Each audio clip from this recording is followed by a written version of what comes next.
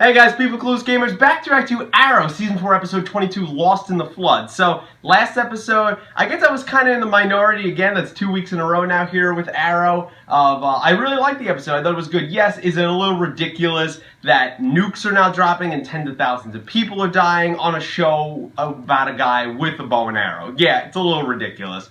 It's gotten to that point of where I'm like, just, I guess, letting it go at this point in Arrow, where if it's a good episode and I laugh a little bit and I enjoy the action, I'm fine with it. But the story's gone completely off the rails here in Season 4. It's not what I want out of an Arrow show, but that's for next week's finale video. But I liked last week. I hope we don't dwell too much on Felicity this week in the aftermath of what happened there to Haven Rock. I understand she killed 10,000 people. I understand it's a huge job, and it definitely should be addressed.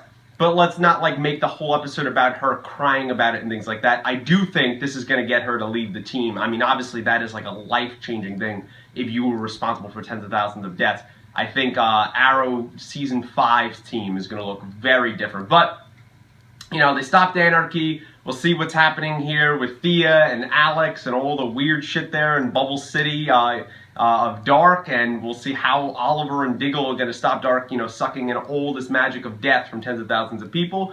This episode, you know, from the quick little tiny promo I've seen, it looks like Thea's turning against them. So I don't know. I don't know how that's going to happen. I don't know how it's going to be. But I have hope for this episode, so without further ado, here we go. Damn. I mean, kind of villain-like where he should easily kill them right now, but of course he's not going to. But he took the Ileys out of there. I don't think he even knows how much power he has or how to control it yet, Dark. Oh, Curtis is here. You can tell by his hair through the door. So did Thea get a message out from Merlin there? What was that? Oh my god, Dark. That's right, I forgot about this friggin' hacking guy. God damn it.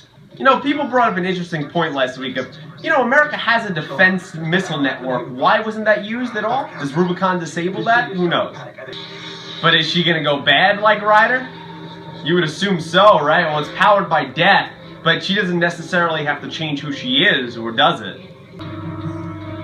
It's gonna be the little yellow pill. That's what he's gonna give her to make her comply. But maybe I missed something. Let me know down below. Or maybe they'll explain it further. But how did Thea exactly get out that message to them? Because she's still down in the bubble, but it originated in the Glades. Are they setting a trap here for Oliver and his team? Or, like, what is going on with this? So Malcolm's acting like their lieutenant, like their right-hand man. He's taking kind of a different character arc than I really thought he would so far this season. That's cool. The way the door disappears, I like that. Yeah, it'll be really, though, hard if they leave that spot to know how to get back out. That's the dangerous part. I really like that, though. It was cool. Ah, that's why Curtis is just chilling and understanding Felicity's pain. Oh, God. Not the time for family problems right now with the world on the line. Well, there comes that reveal. It was bound to happen. A long time. You're going to stand out a little bit in the daylight because there's no dark, there's no night here. So I guess we know. Oh shit, that was awesome. I guess we know why she's going to turn against him, because she's under the pill, under that little yellow pill. Yep. Yeah, you came a little late, Oliver. Oh fuck. So Oliver, I mean, I hope Oliver realizes that this is not Thea. She's been resisting the whole time. This is Hive's fucking damn plans here, but that sucks. He's got to see his baby sister turn against him. No, now you're gonna kill him. Do what you should have done a couple seasons ago, 3 seasons ago, and finally kill Malcolm.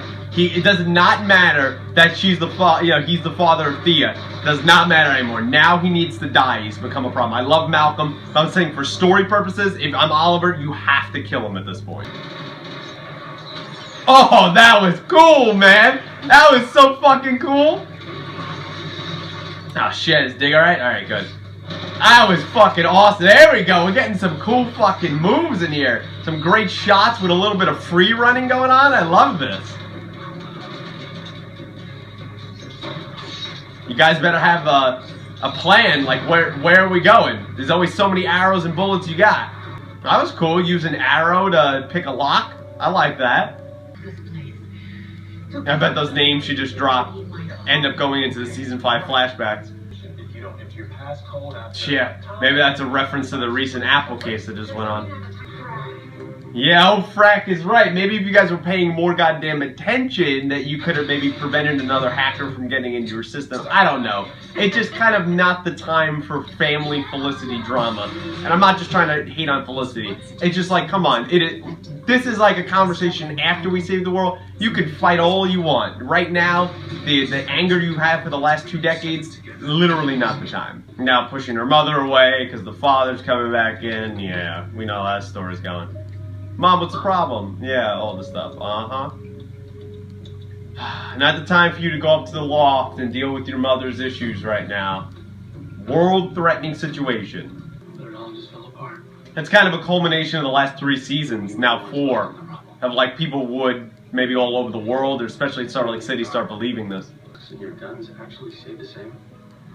Not really, except if he actually goes back to being mayor again. That'd be great. But I knew there was going to be people in here that didn't take the pill that were actually true believers. I knew that was going to be the case. No, I mean, it's kind of understandable, even if she's the one that disappeared, that, I mean, he was a criminal and you got to do what's best for your daughter, and if you can't get away from the guy, then you disappear and do the best you could to raise your daughter the right way. That I understand. That makes sense. Oh, they have a basketball hoop and dogs down here? You know what? I've changed my mind. It might not be that bad of a place to live here. This is exciting, though. This part of the episode I'm really, really enjoying. I really am. Yes. Cool choreography. I like it. And it's fitting. Besides those pointless flips last episode, this makes a little more sense. That was funny. Hey, that was pretty cool. But again, are they going to all these 4 going to team up to take down Lonnie to save all the innocent people down here, even though we could see that a lot of the people are not brainwashed. They like it to be down here, you know, being down here. I say team up with Lonnie and fucking defeat Dark. You need all hands on deck for something like this. So Alex is dead, as far as we know. Damn. Well, more death that she has now. Just kill them already, Lonnie. There we go, development. Finally, she's fucking dead. Hopefully dead. I swear to God, though, seriously. Alright, cool, 3v1, even though they should easily be able to take him. But, like, hopefully they don't try to save Ruve Dark. I mean, she's a horrible person that has killed people. Let her die. Well, at least she had that going out. She wants her daughter saved. Thank you. Thank God that bitch is dead. Thank you, Lonnie Machen. Thank you, Anarchy. Thank you so much. She's finally dead. It's not a redeeming moment. It's just motherly instinct that at least she cared about her daughter till the end. But finally, thank God she is dead, man.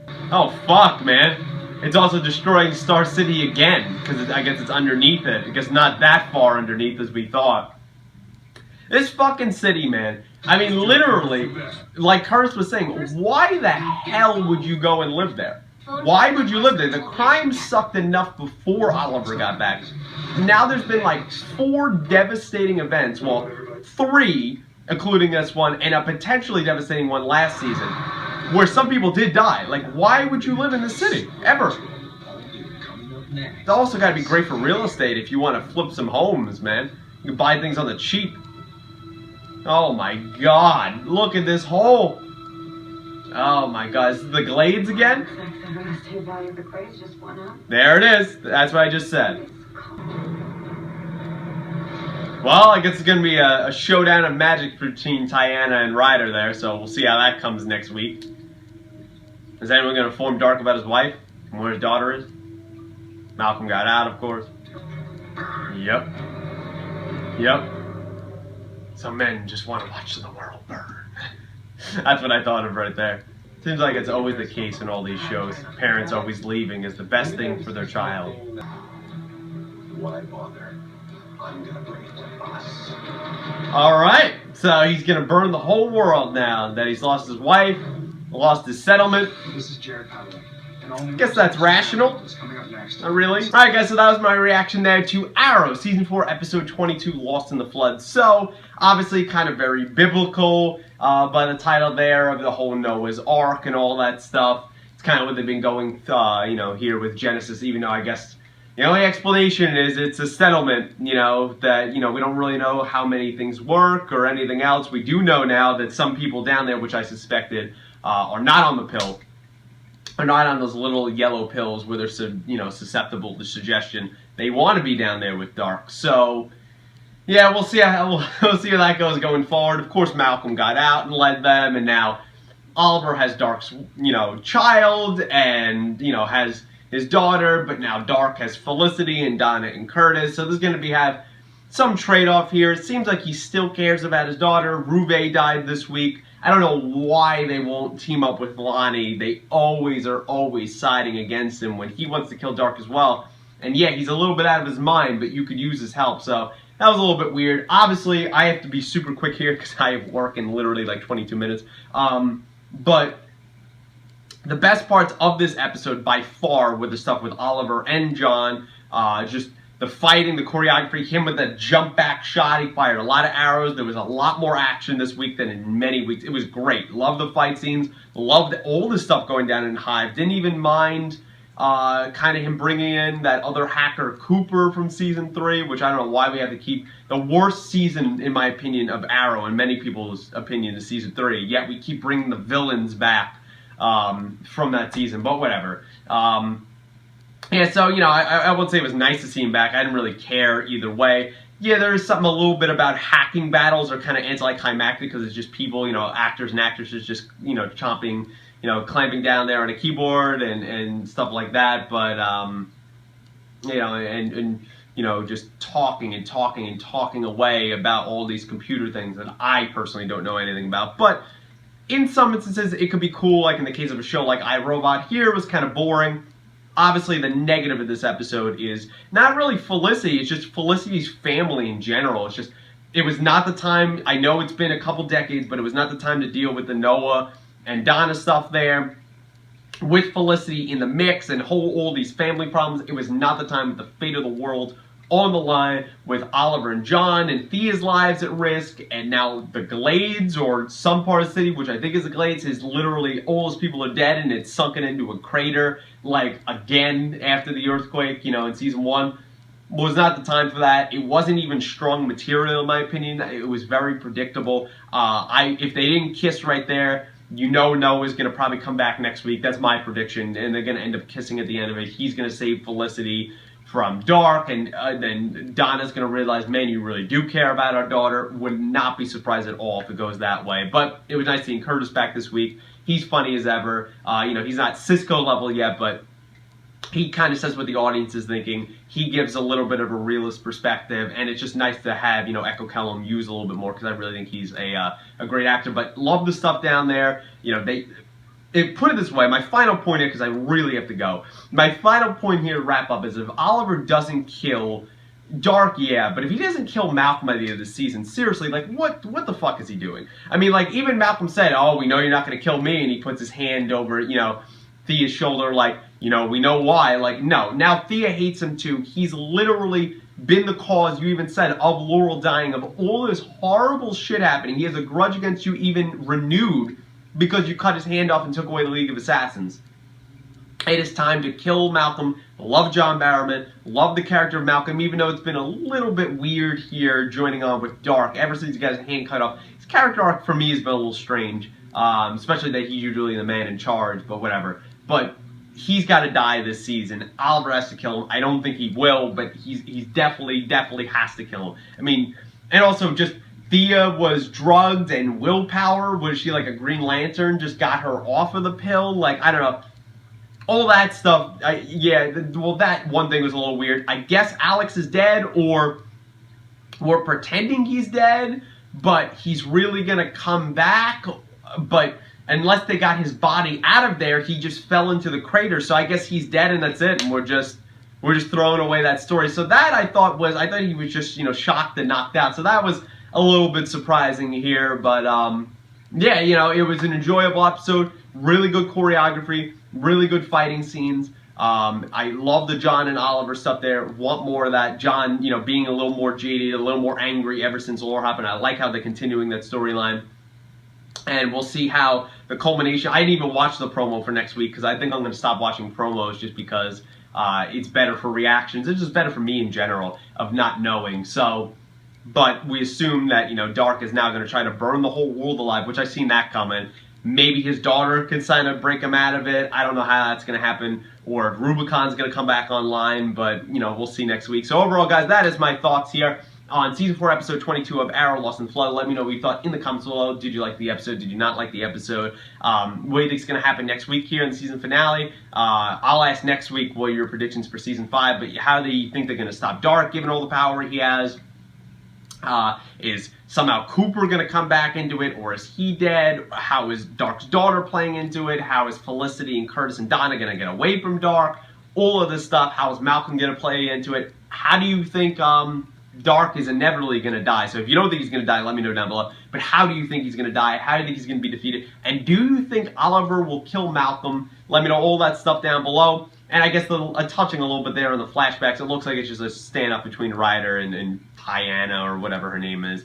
Clearly, the names she was dropping, everything else, are going to be Season 5 flashbacks.